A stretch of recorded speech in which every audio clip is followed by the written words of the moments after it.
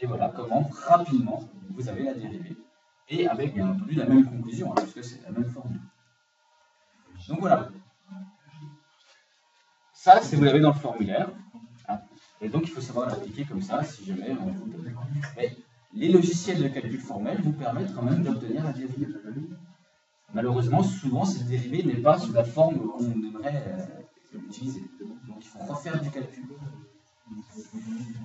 Donc, vous avez ce calcul de dérivée. On en déduit les variations de f, puisque maintenant... Oh là oui. Parce que je vais un peu vite. On a des... Oui, voilà. Donc, x part de 0. Attention, 1 n'est pas défini. On donne le signe de f' de x. Le signe de f' de x, on a dit, c'est positif et positif, quoi qu'il arrive. D'où votre fonction f, puisque f' de x est toujours positif, votre fonction f est toujours croissante. Lorsque vous avez une dérivée positive, votre fonction est croissante. Donc voilà pourquoi j'ai toujours une fonction croissante. Maintenant, ce que je veux savoir, c'est qu'est-ce qui se passe en 0, en 1 et en plus l'infini. Alors, pour 0, c'est facile. On remplace x par 0. f de 0, c'est 0 sur 1 moins 0 carré, 0. Donc ça, c'est facile. Maintenant, comment savoir ce qui va se passer ici et là?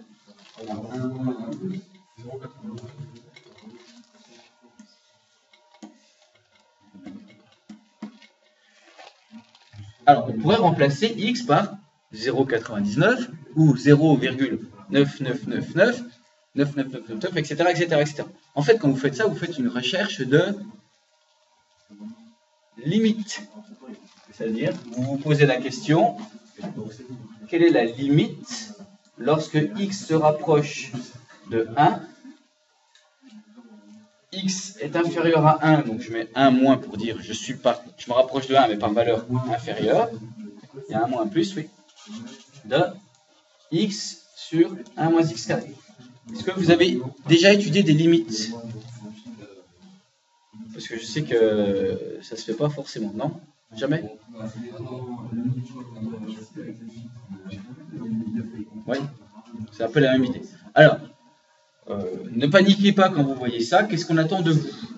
Ce qu'on attend de vous, c'est de vous dire, comme tu t'as dit Aurélien, ben, je vais remplacer x par 0,99, puis par 0,999. En fait, je vais essayer de comprendre ce qui se passe lorsque x se rapproche de 1 par valeur inférieure, c'est-à-dire lorsque je suis ici, avec 0,99999. Alors, on essaie de comprendre. Si j'élève 0,9999 au carré, qu'est-ce que je vais obtenir? Un truc comment? Plus petit que quoi en tout cas? Que 1. Mais toujours très proche de 1. Donc qui sera du genre 0,99, etc. Vous enlevez 1. 1 moins 0,9999999. Qu'est-ce que vous obtenez comme... Voilà. C'est-à-dire que ce résultat-là, ce qu'il faut comprendre très bien, c'est qu'il est proche de 0. X, lui, va être proche de quoi? Lui, il est proche de 1.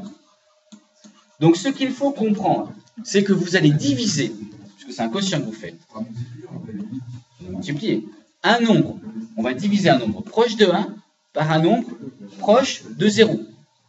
Attention, 0 positif. Hein, ça va faire du 0,00001. Concrètement, quand vous divisez quelque chose proche de 1, prenons 1, allez, carrément, par 0,0000001, qu'est-ce qu'on obtient? Ça revient multiplié par 1000, 10 000, 100 000, etc. Donc on obtient quelque chose de très grand. Et plus, exactement, et donc plus vous allez rapprocher x de 1, on se calme les garçons au fond, là on s'emballe, là. Ils sont dans leur truc là. Plus on se rapproche de 1, plus effectivement le résultat va devenir très très grand. Donc on va écrire que la limite de x sur 1 moins x carré quand x est très proche de 0, c'est plus l'infini. Voilà. Maintenant, qu'est-ce qui va se passer lorsque x se rapproche de 1? Mais attention, par valeur positive, enfin par valeur plus grande que 1, c'est-à-dire 1,0000001. Voilà. Alors, au-dessus, le x carré va être plus grand que 1. 1 moins x carré va être proche de 0.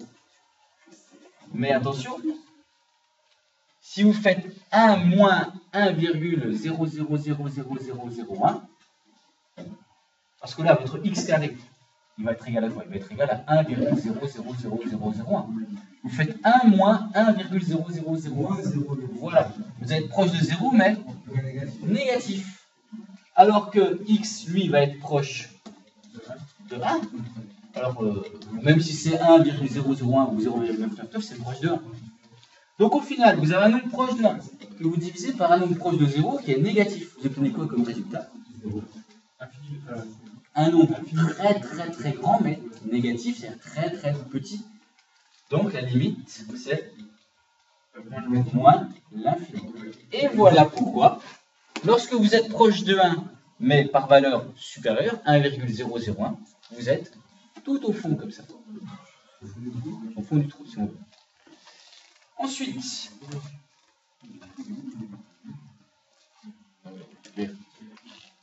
il faut regarder, donc là, alors on a répondu. Ici on a plus l'infini, ici on a moins l'infini. Maintenant, il faut se poser la question, qu'est-ce qu'on va obtenir ici?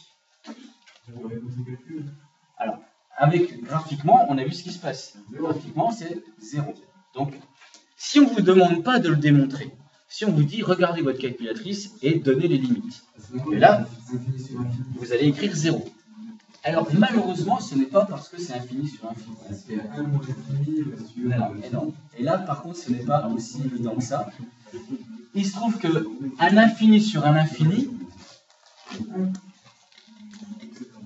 ça donne, je ne peux pas répondre. Je vais te donner deux exemples très simples. Regarde, Valentin. Je te propose trois situations quand x devient très grand.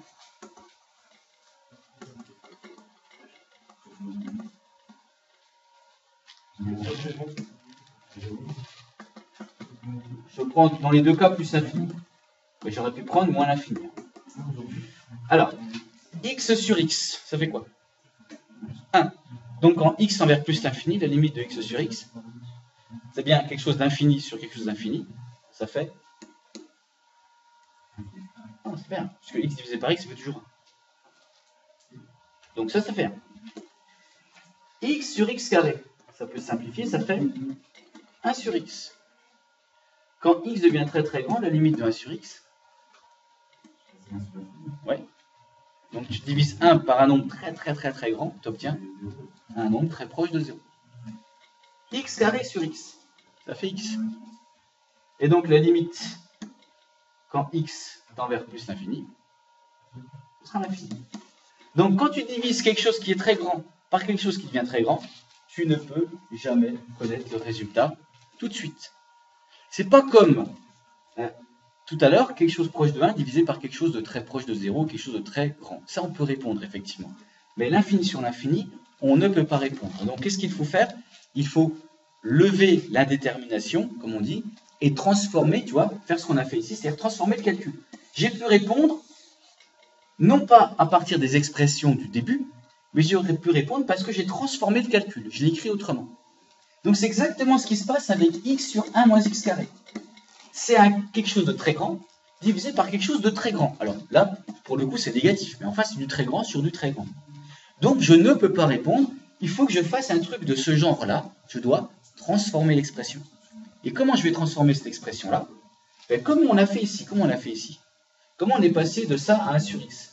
De là à x? De là à 1? On a simplifié. Simplifier, c'est diviser. Ici, j'ai divisé par x. Là, j'ai divisé par x, j'ai encore divisé par x. Mais je vais faire aussi une simplification, je vais diviser. Je vais diviser par quoi? Par x. Comme tout à l'heure, à l'envers, quand on avait du 1 moins x carré. X divisé par x, ça va faire 1 moins x carré sur x carré. Ça va faire quoi? Très bien. 1 sur x moins x carré sur x. Ouais, je vais l'écrire comme ça. Je partage ma fraction. Ça fait donc 1 sur x, mais x carré sur x, ça fait x. Et vous allez voir que maintenant, on va pouvoir répondre. Pourquoi? Parce que 1, ça reste 1. Ça ne bouge plus. Et qu'est-ce qui se passe maintenant au dénominateur? Quelle est donc la limite, quand x tend vers plus l'infini, de 1 sur x moins x? 1 sur x, qu'est-ce qui lui arrive? Non. X devient très très grand. Ça se rapproche de 0. Ça, c'est proche de 0. Et ça, effectivement, on va dire, ça va vers moins l'infini. Donc voici un nombre proche de 0 que j'ajoute avec un nombre proche de moins l'infini. Résultat, c'est évident, moins l'infini. Maintenant, comme je divise, que c'est divisé par 1, enfin que c'est 1 divisé par ce nombre-là, donc la limite de 1 sur x moins x, quand x tend vers plus l'infini, c'est 1 divisé par un nombre qui est très très négatif, ça va être 0, et je peux même rajouter que ce sera un 0, mais qui sera négatif. Et voilà pourquoi votre courbe se rapproche de 0, mais toujours négatif. Voilà. Alors, pour être très franc, en ce qui concerne les directives du nouveau BTS, je ne sais pas si ça, ce sera encore explicitement demandé, mais bon, il faut qu'on le voit au moins une fois. C'est pour vraiment qu'on comprenne d'où vient ce comportement. Alors maintenant, on a fait tout ça pour une chose. Non. Et non. On a fait tout ça pour une chose. C'est parce que notre fonction de transfert t de oméga, c'est 1 sur 1 plus j f de x. Avec x positif. Maintenant, le f de x, je le connais bien. Je sais comment il est, le f de x. Alors, je le connaissais déjà avant. Je sais que f de x, il est positif dans un premier temps et négatif dans un deuxième temps. Il est positif prenant des valeurs de 0 à plus l'infini, puis négatif prenant des valeurs de moins l'infini sur des valeurs quasiment proches de 0. D'accord? Ça va être très important pour moi pour comprendre comment va s'écrire cette fonction de transfert, comment je vais la construire.